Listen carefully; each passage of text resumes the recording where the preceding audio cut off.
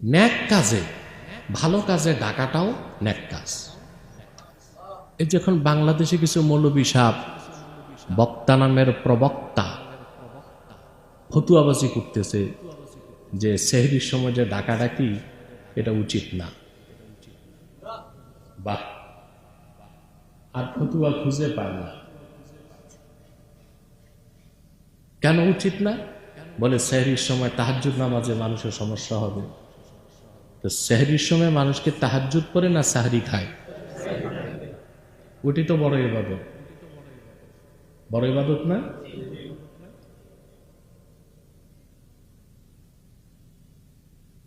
আরে ভাই, বাংলাদেশের সংস্কৃতির যুগের পর যুগ চলে আসতেছে।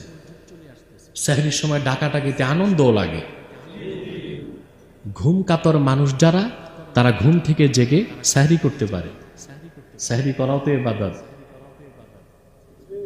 হ্যাঁ না কিছু একটা বলবেন তো।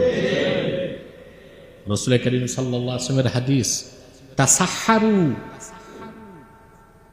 ফাইন্না ফি সাহুরিকুম বারাকা। সাহরি করো, কারণ তোমাদের সাহরির মধ্যে বরকত আছে। বড় কথা, লম্বা দিন সাহরি না করলে রোজা রাখতে খবর আছে না? কথা বলেন।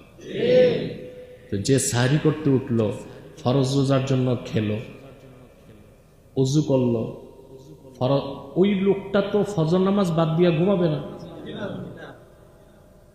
যারা ডাকাডাকি করে, হামদ পড়ে, নাত পড়ে, জিকির পড়ে, ডাকে, কাজটা তো ভালো করতেছে, ভালো কাজে উদ্বুদ্ধ করতেছে।